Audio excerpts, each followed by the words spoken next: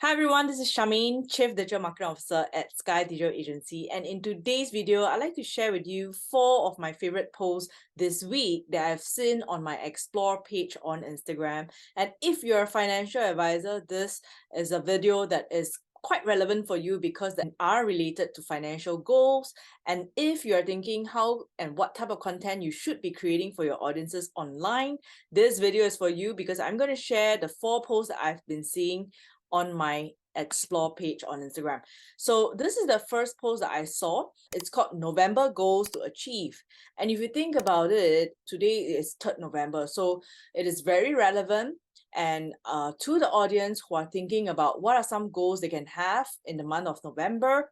You could also schedule this post to be scheduled on 1st November, right? First thing on 1st November, people see this post, and imagine if you're a financial advisor, what are you trying to communicate to your audience, right? To have goals, to have financial goals, save X amount of money, go to the gym, because why? Exercising, taking care of your health is important. Work on your My Wealth book if you have some form of a material to help your clients plan for their savings, whether they are saving for their house, whether they are saving for retirement, whether they are saving for their children's education. Visually, it's very appealing. They have some consistency to this, meaning every single month, very beginning of the month, they actually post about the goals. So they post about October goals, September goals, and so on and so forth. So you get the idea. That is one thing. You could use this as a content pillar.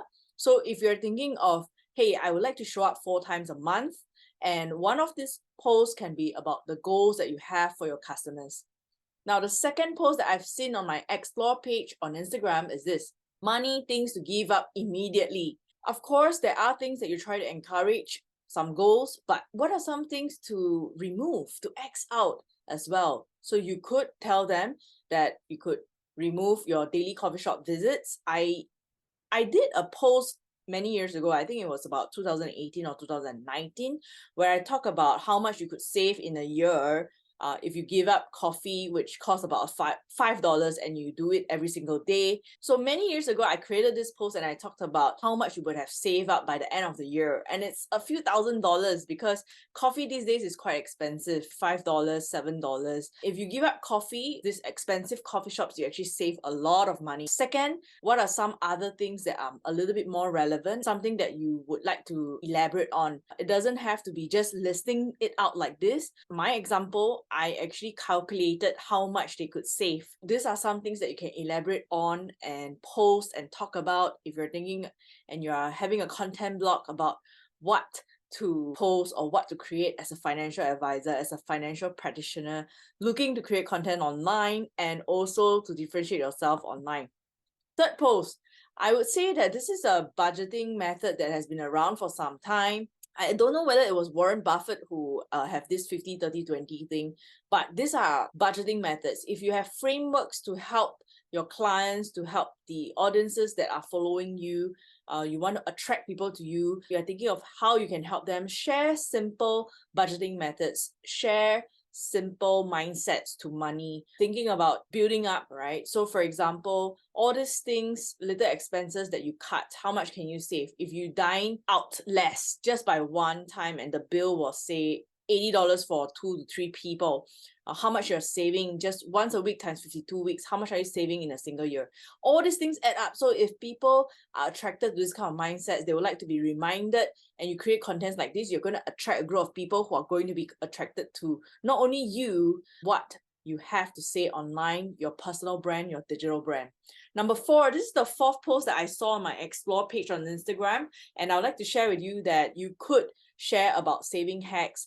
I think that listing out is one way, but you could elaborate more, because honestly, even for myself, there are certain subscriptions that I remove and I do save a lot of money in a single year. Maybe one of the saving hack would be to look at the subscriptions that you have, whether it's Netflix, Spotify, and many other subscriptions. Review them on a quarterly basis. If you do not need them, you could unsubscribe, right? So these are some things, some content ideas that I have seen on my Explore page, and I just wanted to share them with you to encourage you to be creative and to think of your 4 to 8 content pillars. If you would like to learn more about how you can plan for your social media content, how you can differentiate yourself online, how you could have a defense mechanism to digital disruptions and helping people to know not only about what you do, who you are, what you stand for, your values. Overall, your strategy is to attract customers to you, to find out not only about what is important to you as a financial advisor, but what is important for them to think about